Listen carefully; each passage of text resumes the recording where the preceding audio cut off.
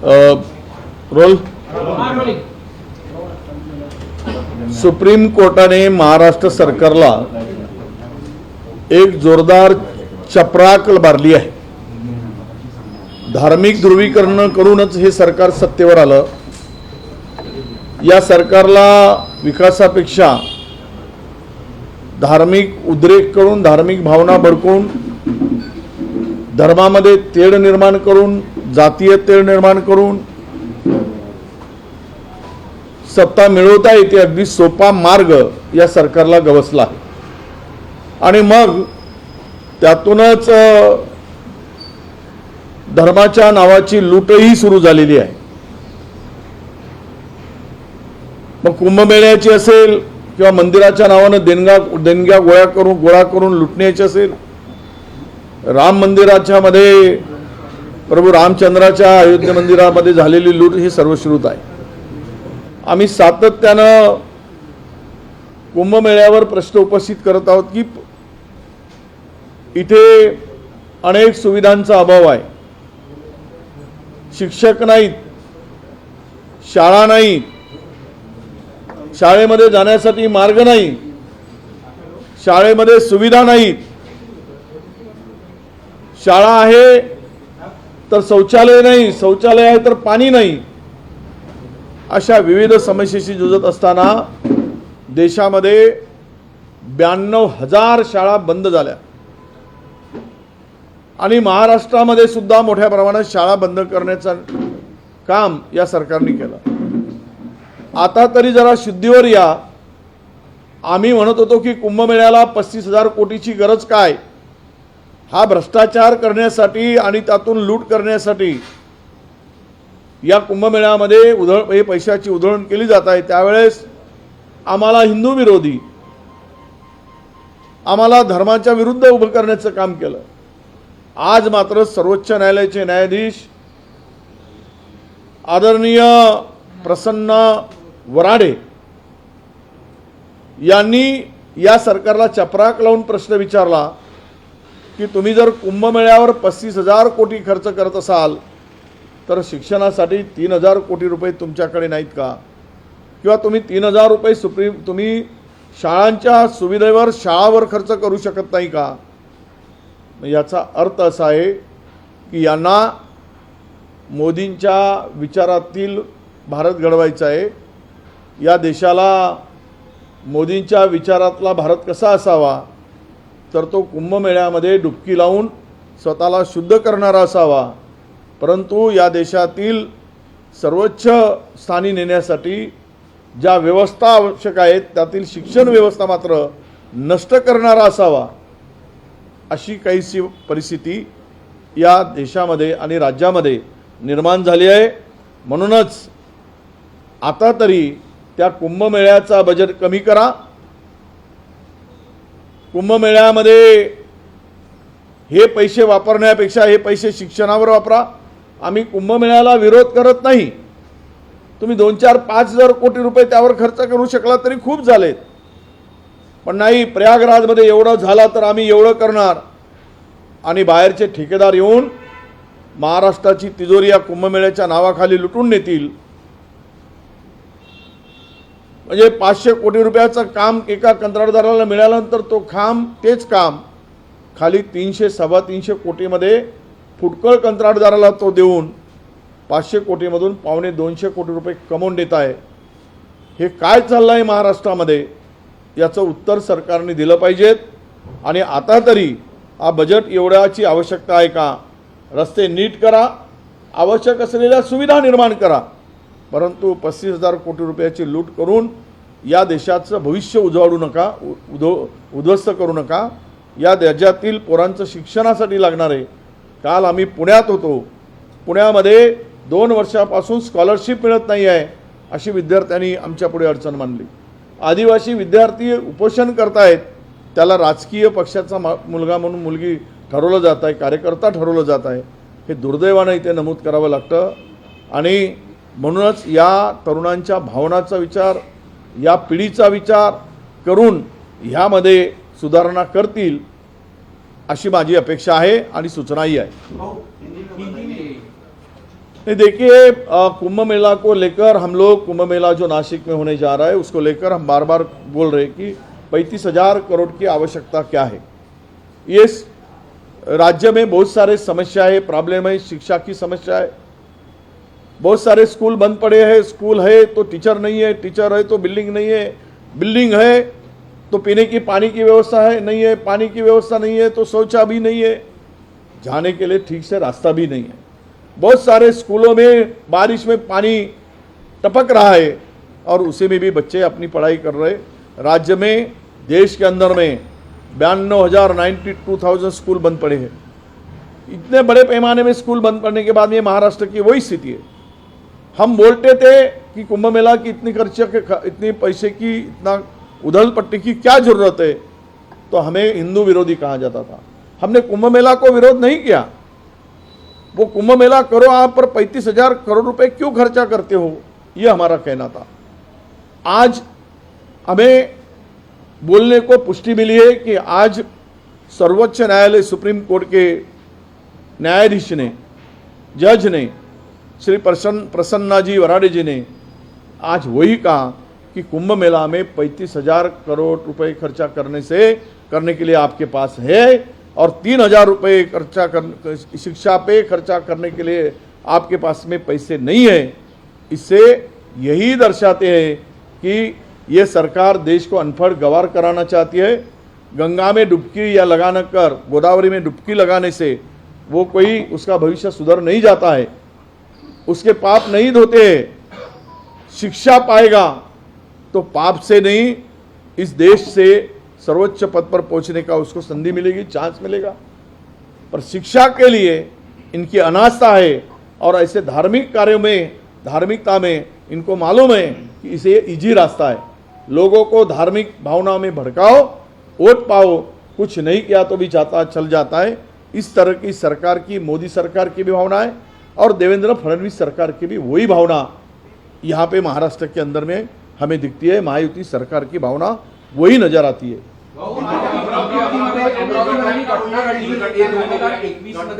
देखो, अमरावती की घटना बहुत ही दर्दनाक घटना है। 3 बच्चों का इसके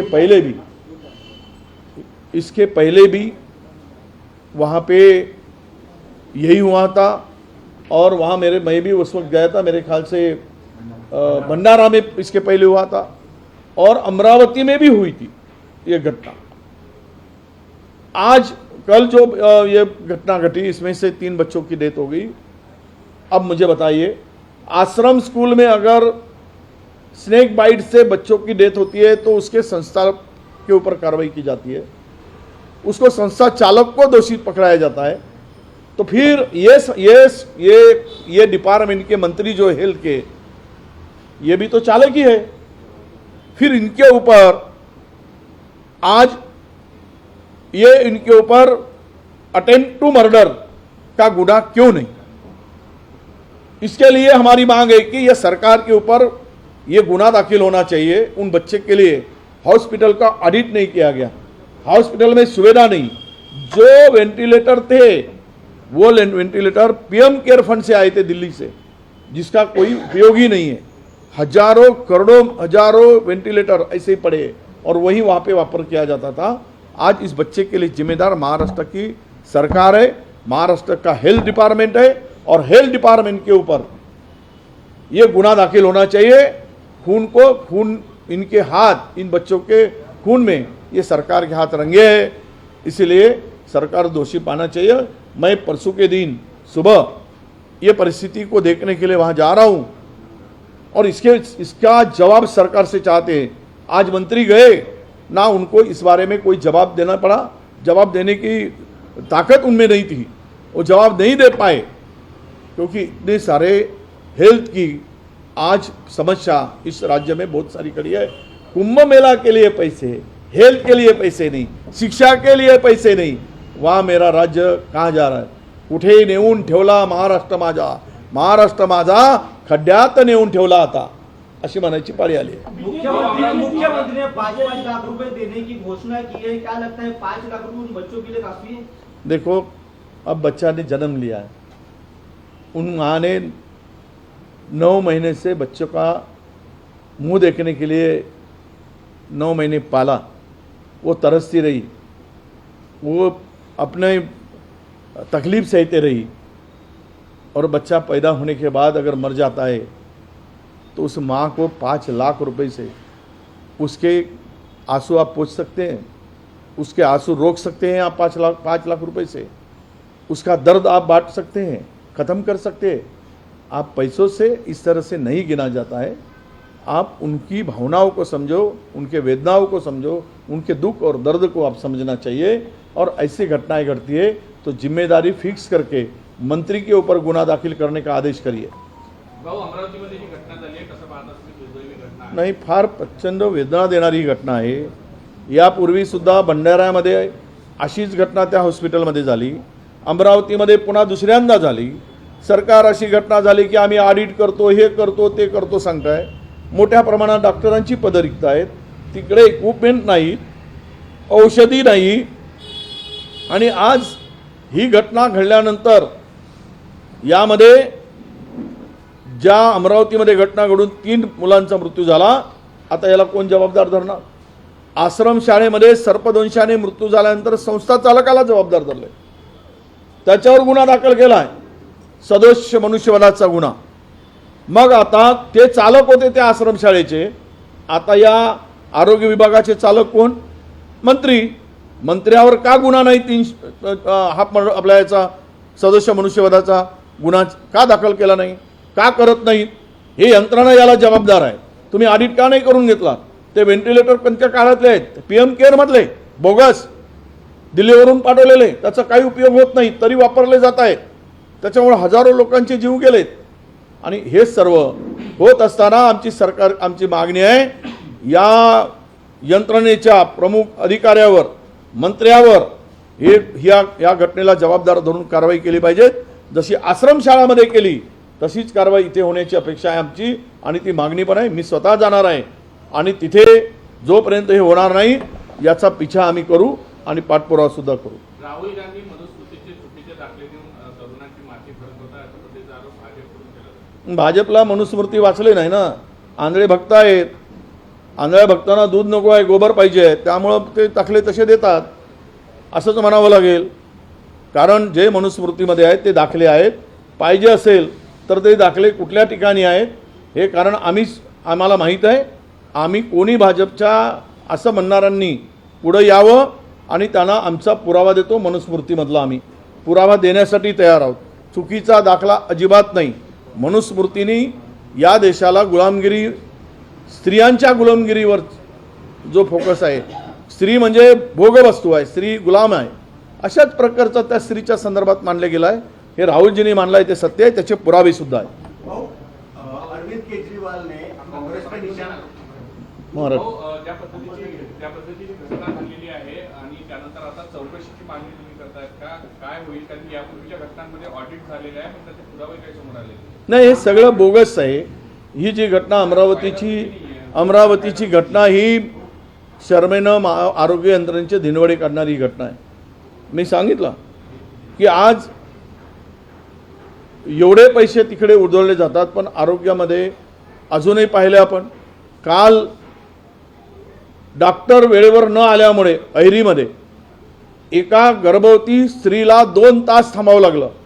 त्या डॉक्टरला सस्पेंड केले पाहिजे। कोण तो कन्नाके नावाचा डॉक्टर आहे, 2 तास आला नाही आणि त्यांनी सांगितलं की क्रिटिकल आहे, मी इथे क्रिटिकल पेशंटचं सिजर करत नाही म्हणून 2 तास ठेवून त्या स्त्रीला, त्या महिलेला चंद्रपूरला, गडचिरोलीला ॲडमिट केलं। गडचिरोलीमध्ये आल्यानंतर त्या पोरीची डिलिव्हरी ही नॉर्मल झाली, पण बाळ मृत निघाला। तिथेच जर ती डिलिव्हरी झाली असती अहिरीला तर तो बाळ जिवंत राहिला असता। काही काळाने, अर्धा तासांनी त्या महिलेचा सुद्धा जीव गेला। अरे काय चालवलं आहे राज्यामध्ये? कुठे आहे आरोग्य यंत्रणा? आज अमरावतीमध्ये ही घटना घडली, 3 बालकांचा मृत्यू झाला। या सगळ्यामध्ये यांना कमिशनखोर सरकारला आरोग्याशी काही देणं घेणं नाही, शिक्षणाशी काही देणं घेणं नाही, अशीच परिस्थिती या राज्यामध्ये आणली आहे। राज्य खड्ड्यात गेला तरी चालेल, पण आमचं कमिशनमधून आमची तिजोरी भरत राहिली पाहिजे, एवढ्यामध्येच हे सरकार गुंतलेलं आहे। साखरेचे दर वाढलेले आहेत। 2021 मध्ये भंडाऱ्यात रांगडाले समिती नेमण्यात आली होती, जेव्हा जे 10 लहान मुलं नवजात बालकं मृत्यू पावले होते. त्याचा जो रिपोर्ट आहे तो अजूनही धुळकात पडत असल्याचा आरोप सुद्धा झाला आहे आणि त्याची इम्प्लिमेंटेशन झालं असतं तर अशा घटना भविष्यात घडल्या नसतात. 2021ची भंडाऱ्याची घटना होती. नाही, हे मला माहीत आहे, मी सुद्धा गेलेलो होतो. ती भयानक मोठी घटना घडली होती. ती आग त्या ठिकाणी लागलेली होती आणि आगीत त्या भस्मसात होऊन त्या मुलांना जीव गमवावा लागला होता. सेम तशीच घटना आता अमरावतीमध्ये पण घडली. सरकार गंभीर पाहिजे. आपण या संदर्भात कोणताही असो, आता त्याच्या अहवालावर जर इम्प्लिमेंट सरकार बदलली 22मध्ये इम्प्लिमेंट करायला पाहिजेत. त्या घटनेच्या संदर्भात जो अहवाल आला आहे त्याच्यावर कारवाई करायला पाहिजेत. जे दोषी असेल त्याच्यावर कारवाई करायला पाहिजेत. पुन्हा या घटनाची पुनरावृत्ती होऊ नये म्हणून कारवाई केली गेली पाहिजेत, अशी आमची स्पष्टपणे ती मागणी आहे. भाऊ, साखरेचे दर 75 रुपयावर जाऊन पोहोचलेला आहे. काल राजू शेट्टींनी म्हटलं का 20 ते 22,000 कोटीचा घोटाळा आहे. कसं पाहता तुम्ही या सगळे अचानक 45ची साखर 75वर जाऊ? नाही, असं हे मोठ्या व्यापारी हे राज्य आणि हा देश व्यापाऱ्यांचा आहे, उद्योगपतींचा आहे. मोठे व्यापारी, साठेबाज व्यापारी यांना या सरकारचा अभय नेहमी राहिला आहे. म्हणून आज महागाईने सर्वोच्च टोक घातलेला आहे. म्हणजे जे 20 रुपयाची साखर यांना महाग वाटत होती त्यावेळेस आंदोलन करत होते भाजपचे लोक. आता ओढ शिवून तोंड लपवून बिळात बसले आहेत. 75 रुपये साखर झाल्यावर ही साखर पुन्हा 90-100 रुपयापर्यंत जाईल. सणासुदीचा वेळ आहे आणि गोडधोड खायची ज्या गरीब सामान्य माणसांना आणि गरीब लोकांना संधी असते ती पण घालवण्याचं काम चाललेलं आहे. हे महागाई ही साठेबाजांच्या आणि सरकारच्या चुकीच्या धोरणामुळे ही महागाई आलेली आहे. राजू शेट्टी म्हणतात ते खरं आहे. यातून मोठ्या प्रमाणामध्ये भ्रष्टाचार झालेला आहे आणि त्यामुळं आज साखरेचा तुटवडा, एक परिस्थिती अशी होती एक मागच्या काळामध्ये की साखर आम्ही निर्यात करत होतो, आता साखर आयात करायची पाळी आली. याला हे नालायक सरकार जबाबदार आहे आणि म्हणूनच महागाई तेलाचे असेल भाव 200च्या पुढे गेलेत, साखरेचे भाव 70च्या पुढे गेलेत, 11% तांदळाचे भाव वाढलेत, गॅस सिलेंडर 400चा 1000 रुपयावर गेला, डिझेल 65चा आज 100 रुपयावर गेला, 62चा डिझेल 100 रुपयावर गेला, 65चा पेट्रोल आज 110 रुपयावर गेला आहे. थोडी तरी लाज ठेवा. त्यावेळे म्हणत होते देशाचे पंतप्रधान आणि भारतीय जनता पक्षाचे लोक कि ये सरकार की नाकामयाबी है. अब किसकी नाकामयाबी है भाई? रुपया गिरा है, डीजल के दाम गिरे हैं, बढ़े हैं, ये किसकी नाकामयाबी है? ये भारतीय जनता पक्ष के सरकार की नाकामयाबी है, प्राइम मिनिस्टर की नाकामयाबी है, किसकी है? ये सरकार इसका जवाब दे. खुल्या तेलावर बंदी घालण्यात आली आहे. मुख्यमंत्र्यांनी म्हटलं की यासाठी मी स्वतः रेसिपी तयार करेन. लोकांची खरं तर अडचण होत आहे, मोठ्या प्रमाणात तेल घालण्यात. नाही, खरं म्हणजे बघा, मला पुन्हा तुम्हाला लॉजिक सांगतो. त्या अदानीचा फॉर्च्यून नावाचं तेल आहे.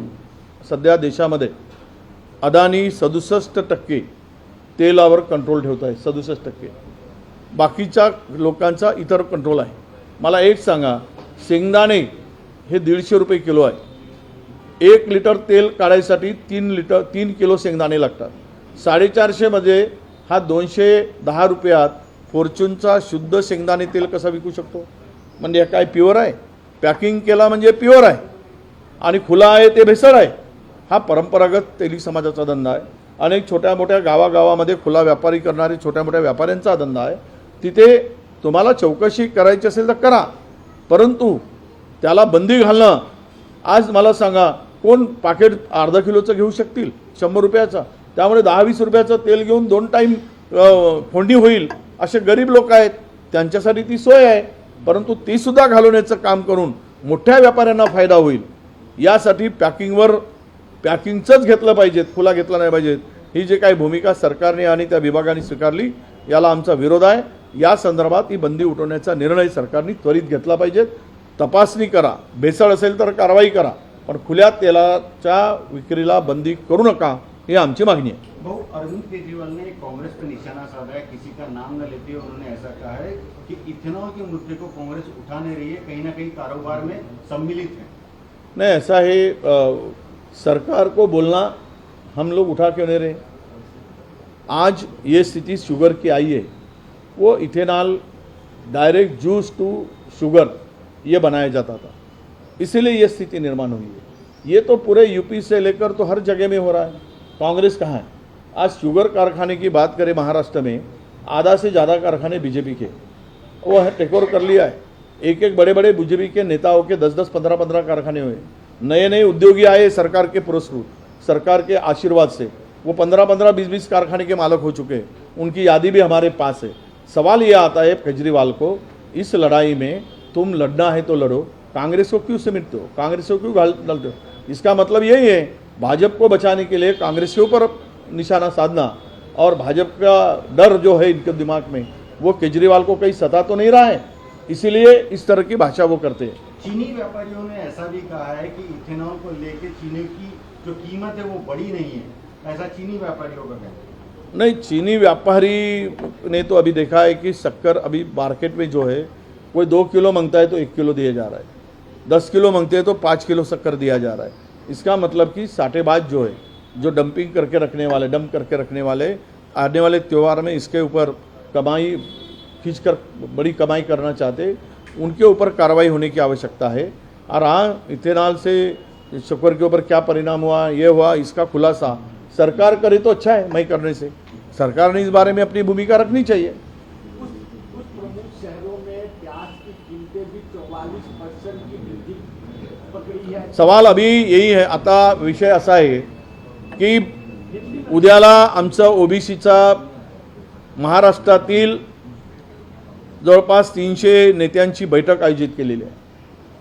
आम्ही जातनिहाय जनगणना करा आणि ओबीसीची संख्या काढा, ओबीसीचा कालम ठेवा, ही मागणी आम्ही केली। 2011 मध्ये ज्यावेळेस 2011ला जनगणना झाली त्यावेळेस ते डिक्लेअर होऊ शकलं नाही, घोषणा ती आकडेवारी बाहेर अनेक टेक्निकल कारणामुळे येऊ शकली नाही।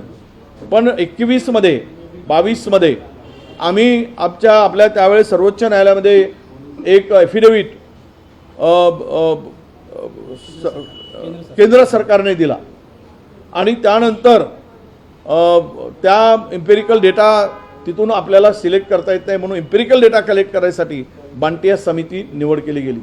त्या ॲफिडेव्हिटमध्ये ज्या त्रुटी आहेत त्या केंद्र सरकारने मांडल्यात, मोदी सरकारने मांडल्यात आणि आजही म्हणजे ज्यावेळेस 11चा सेन्सस झाला त्याच त्रुटी त्यांनी त्या ॲफिडेव्हिटच्या माध्यमातून मांडल्या 2021 मध्ये। आणि आजही सुद्धा नव्यानं सेन्सस होत असताना जे प्रावधान त्यावेळेस केलं गेलं होतं 2011 मध्ये तेच आता आहे। आणि महाराष्ट्रामध्ये त्यावेळेस जाती या ॲफिडेव्हिटमध्ये आहे, महाराष्ट्रामध्ये हे ॲफिडेव्हिट आहे केंद्र सरकारचं। या ॲफिडेव्हिटमध्ये महाराष्ट्रातील ओबीसीच्या जाती 4,28,677 एवढे दाखवले। हालाकी 450 जाती महाराष्ट्रात आहे, मग आल्या कुठून, हे कशाच्या आधारावर आणले गेले त्यावेळेसचं ॲफिडेव्हिट आहे। म्हणजे यांना आजही पुन्हा तोच घोड करायचा आहे। म्हणून आमची मागणी होती की आम्ही म्हणालो की तुम्हाला ओबीसी जसा SC ST शेड्यूल 1-2 प्रमाणे ओबीसीचा स्वतंत्र कालम करा आणि तरच ही ओबीसीची संख्या कळेल। परंतु हे धोकेबाज सरकार, झुटा जुमलेबाज सरकार ओबीसीचा हक्काचं देण्याची यांची नियत नसल्यामुळे यांनी यावेळेस जे काही सेन्सस आहे शब्द देऊन, बोलून, घोषणा करून आज त्यामध्ये ओबीसीचा कालम नाही। म्हणून उद्या आम्ही यावर सविस्तर महाराष्ट्रातील 300-350 सर्व ओबीसी नेत्यांना, पक्षाच्या पलीकडील नेत्यांना सुद्धा आम्ही आमंत्रण दिलं आहे आणि कोणत्याही परिस्थितीमध्ये आम्ही त्यामध्ये हा निर्णय घेणार आहोत। आणि आमची सुद्धा पक्षाची आमचे ओबीसीचे अध्यक्ष आहेत राष्ट्रीय डॉक्टर अनिल जैन, तर आमची सुद्धा एक ॲडवायझरी कमिटी आहे आणि त्या ॲडवायझरी कमिटीची त्याच्यामध्ये अनेक मुख्यमंत्री आहेत, माजी मुख्यमंत्री आहेत ओबीसीचे, काँग्रेसचे सिद्धरामय्या जे आहेत, तर अशांना आम्ही या पुढच्या 4-5 दिवसामध्ये तारीख डिक्लेअर करणार आहोत। त्यांची सुद्धा एक बैठक नागपुरात ओबीसी ॲडवायझरी कमिटीची नागपुरात होणार आहे आणि उद्याच्या बैठकीमध्ये आमच्या या चर्चेनंतर जातनिहाय जनगणनेच्या संदर्भात आमची भूमिका आम्ही जाहीर करणार आहोत। थँक्यू, नमस्कार। हो, एक